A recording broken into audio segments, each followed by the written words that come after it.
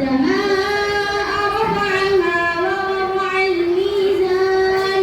ألا تطغوا الميزان وأقيموا الوزن بالقسط ولا تخسروا الميزان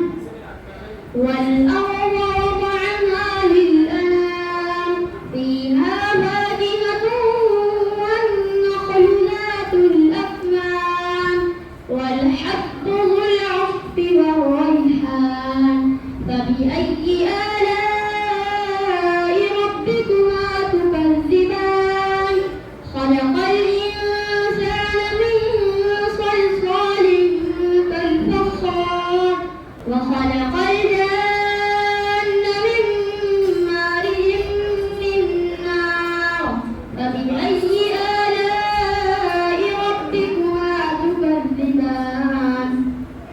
رب المشرقين ورب المغربين فبأي